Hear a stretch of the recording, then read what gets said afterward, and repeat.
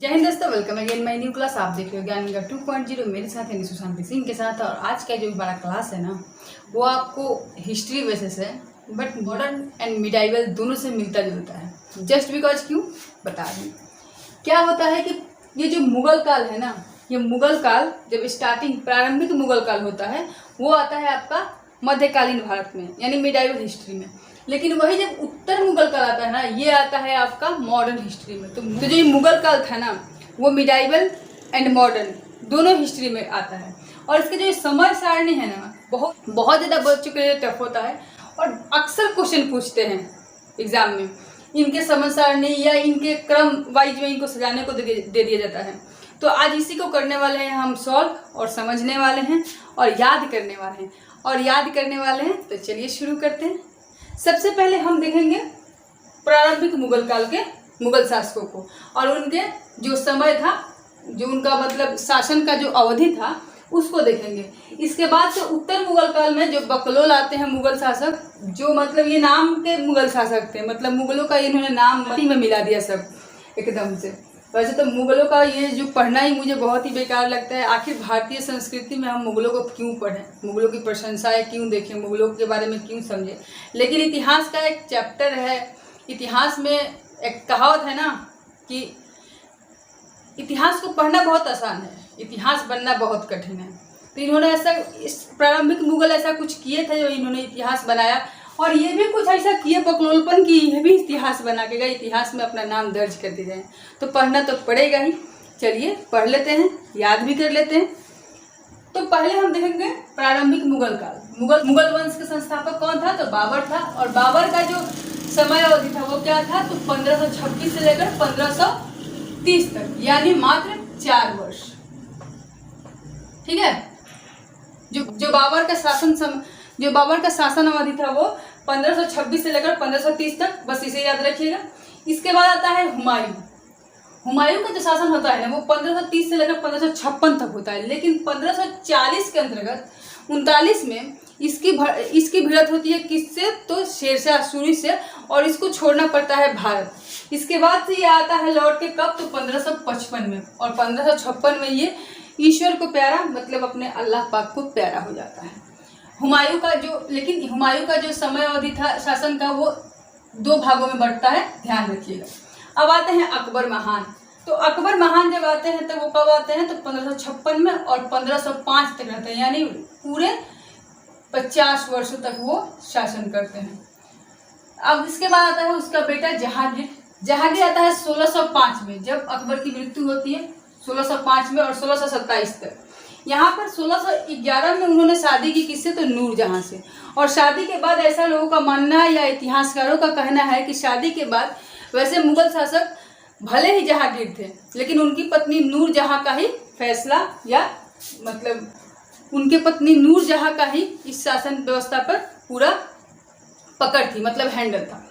अब आते हैं उसके बाद जहांगीर का बेटा, जहांगीर के बेटे शाहजहां, वो आते हैं 1627 में और 1657 तक, मतलब ये भी 20 वर्ष। सब याद ही होगा आपको। मुझे तो बकवास लगता है। ताजमहल को प्रेम का प्रतीक मानते हैं, उस बीवी को जिस चलिए अब नेक्स्ट देख लेते हैं किसको? तो शाहजहां के पुत्र औरंगजेब। औरंगजेब आता है कब?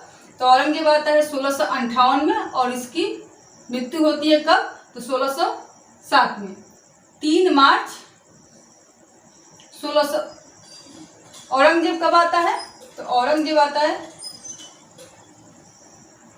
अब आते हैं शाहजहां के बाद कौन? तो औरंगजेब। और औरंगजेब का जो शासन समय था वो, औरंगजेब का जो शासन अवधि था वो, अब आते हैं शाहजहां के बाद कौन? औरंगजेब। और औरंगजेब का जो शासन अवधि था वो था 1558 से लेकर 1707 तक। 3 मार्च 1707 में इनकी हो जाती है मृत्यु। और अगर देखें तो मुगल वंश का यहीं से स्टार्ट होता है पतन।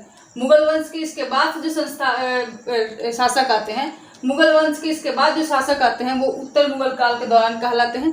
और ये बहुत ही ज़्यादा मतलब अयोग्य होते हैं। अयोग्य अगर हम अपने भोजपुरी में बोले तो बिना काम के अकलोल बकलोल, सबके अलग अलग नाम भी ऐसे ही, यूजलेस।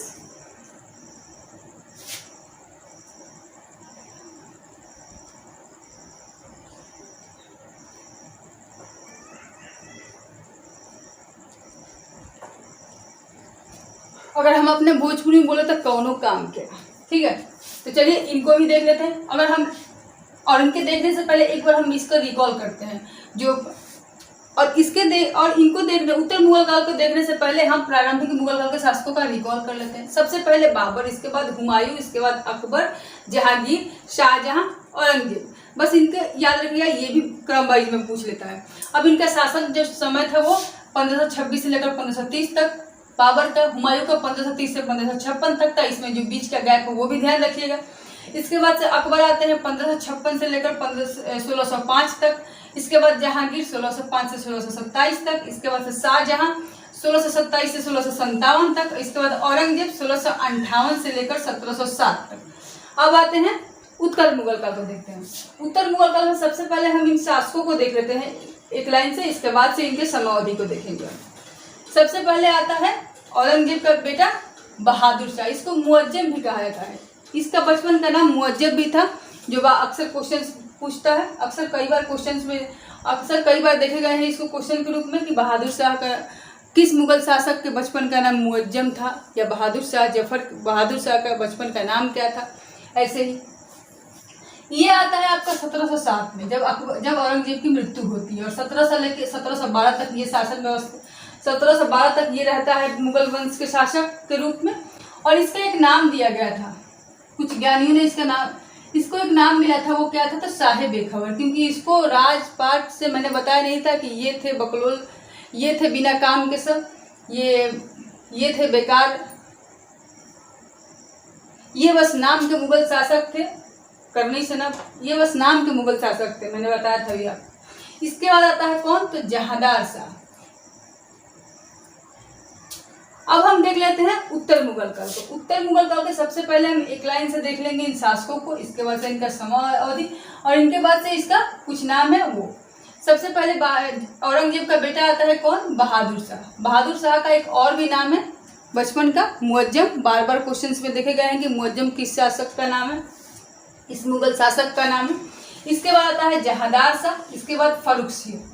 आप अगर ध्यान दें तो ये तीनों को आप एक साथ रख सकते हैं, बहादुर शाह, जहांदार शाह, फर्रुखसियर, क्योंकि इसके बाद जो दो शासक है ना, इनका नाम बहुत ही मिलता जुलता है। ये आप हमें मतलब ये दिमाग में एक बार बैठ जाए तो ये निकलेगा नहीं, रफ़ी उद दर्जात और रफ़ी उद दौला, और दोनों का जो सन है ना, समय, वो भी बहुत ही ईजी है। 1719 में 1719 और 1719, मतलब ये एक एक महीना के लिए राजा बने थे, बस मुगलों का लिस्ट में आने के लिए ये आए थे।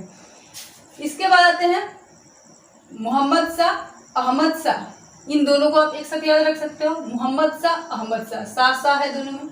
इसके बाद से जो चार है नीचे के नाम, इनके सबके साथ द्वितीय लगा है, ये ध्यान रखिएगा। आलमगीर शाह द्वितीय, शाह आलम द्वितीय, अकबर द्वितीय और बहादुर शाह द्वितीय। फिर से एक बार रिकॉल करते हैं, ऊपर से आते हैं बहादुर शाह, जहांदार शाह, फर्रुखसियर, ये तीनों, बहादुर शाह, जहांदार शाह, फर्रुखसियर। इसके बाद से दो जो सिमिलर नाम है, रफ़ी उद दर्जात, रफ़ी उद दौला। इसके बाद से मोहम्मद शाह, अहमद शाह, इन दोनों का याद रखिएगा। इसके बाद से जो नीचे के चार हैं उनके साथ लगा है द्वितीय, मतलब आलमगीर शाह द्वितीय, शाह आलम द्वितीय, अकबर द्वितीय और बहादुर शाह द्वितीय। इन्हें बहादुर शाह जफर भी बोलते हैं, बहादुर शाह जफर द्वितीय। अब इनका समय अवधि देख लेते हैं जो शासन का था। बहादुर शाह का जो समय अवधि था वो क्या था, तो 1707 से लेकर 1712 तक, बस 5 साल के लिए। जहांदार शाह का क्या था, 1712 से लेकर 1713 तक, बस 1 साल के लिए। इसके बाद से फर्रुखसियर 1713 से लेकर 1719 और 1717 में इन्होंने ही सुनहरा फरमान दिया था, तो ये इसीलिए भी क्या थोड़ा इम्पोर्टेंट है। फर्रुखसियर, इन्होंने सुनहरा फरमान दिया था अंग्रेजों को। अब आते हैं रफ़ी उद दर्जात और दौला, दोनों का 1719। इनको याद ही नहीं रखना है, बस क्रम वाइज में इनको याद करने के लिए हमने इसको सजाया है टेबल वाइज में। अब आते हैं मोहम्मद शाह, अहमद शाह, इन दोनों को हमने एक साथ लिखा था। मोहम्मद शाह 1719 से 1748 और अहमद शाह 1748 से लेकर 1754। थोड़ा सा सन इस भी याद करने के दोस्तों रटना पड़ता है, समझना पड़ता है। 1-2 बार अगर आप रिवाइज करते हैं ना, तो अभी पहली बार आपको क्या होगा, 2-4 याद होगा, दूसरी बार अगर पढ़ेगा फिर 1-2 याद होगा, ऐसे 3-4 बार अगर आप पढ़ लेते हैं ना, तो एक बार ऐसा आएगा जब सब आपको याद हो जाएगा, आपको पता भी नहीं चलेगा। एक साथ अगर आप चाहिएगा कि एक बार बैठे और सबका सन और ईस्वी याद कर ले, वो याद नहीं हो पाता है। तो याद करने के लिए सबसे पहले धैर्य रखिए अपने अंदर कि आप सब कुछ कर सकते हो। सबसे पहले तो अपने मन में एक विश्वास रखना चाहिए कि हमें जो आता है वो हम तो कर ही लेंगे, जो नहीं आता है उसे हम सीख लेंगे, इसके बाद कर लेंगे। इंसान के अंदर ये एक जज्बा होना चाहिए कि जो हमें आता है वो तो हम कर ही लेंगे, लेकिन जो नहीं आता है सीख लेंगे, फिर कर लेंगे, क्या जाता है। बस वही सन ईस्वी को थोड़ा रिवाइज कीजिए। कोई भी ऐसा नहीं है जो पहली बार में याद करता है, ना मैं, ना आप, ना कोई भी नहीं, ठीक है। अब आते हैं मोहम्मद शाह, अहमद शाह को हम लोग देख रहे हैं, दो सिमिलर इंसान, मतलब सिमिलर नहीं, दो मतलब एक जैसे नाम। इसके बाद से जो नीचे के चार हैं उनके साथ द्वितीय लगा है। आलमगीर द्वितीय जो 1754 से लेकर 1758, 4 वर्षों के लिए। शाह आलम द्वितीय जो 1759 से लेकर 1806 तक, ये काफी लंबे पीरियड तक थे। फिर अकबर द्वितीय आते हैं, वो आते हैं 1806 से लेकर 1837 तक। फिर बहादुर शाह जफर आते हैं कब, तो 1837 से लेकर 1857 तक। और यहीं पे क्या होता है, 1857 के युद्ध में बहादुर शाह जफर पार्टिसिपेट करते हैं और इनको अंग्रेज बंदी बनाकर कहाँ, रंगून भेज देते हैं, अंडमान द्वीप निकोबार द्वीप समूह को, और वहीं पे इनकी मृत्यु होती है। और यहीं पे मुगल वंश का खात्मा। मुगल वंश स्टार्ट कब होता है, तो आपका 1526 से, और खत्म कब होता है, तो 1857 में। ये एक डेट है, इसको हमेशा याद रखिएगा। अगर आपसे पूछता है कि प्रारंभिक मुगल काल कब से कब तक है, तो 1526 से लेकर 1707 तक, मतलब बाबर से लेकर औरंगजेब तक। इसके बाद ये कमजोर जो शासक आए इनको उत्तर मुगल काल कहा गया। ये कब से कब तक है, तो 1707 से लेकर 1857 तक। इसको भी डेट वाइज में याद रखिएगा।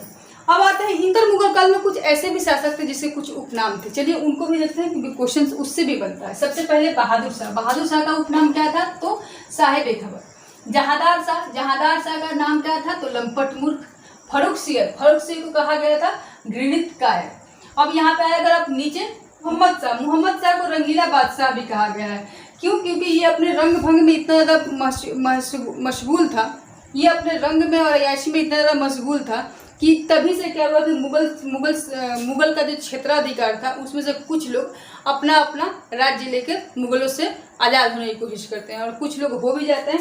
चलिए उनका नाम देखते हैं। जैसे कि अवध आज़ाद होता है मुगलों से, और कौन आज़ाद करता है अवध को, तो सादत अली खां बोलिए, सादत खां बोलिए। मुगलों, इनका तो नाम भी कुछ अजीब ही होता है। फिर बंगाल भी क्या होता है कि मोहम्मद शाह के शासन व्यवस्था, शासन समय में ही अलग होता है मुगल शासक से। और इसको बंगाल को अलग करने वाला कौन होता है, तो मुर्शिद अली खां। हैदराबाद भी अलग होता है, और हैदराबाद को अलग करने वाला कौन होता है, तो चिंकलीज खां।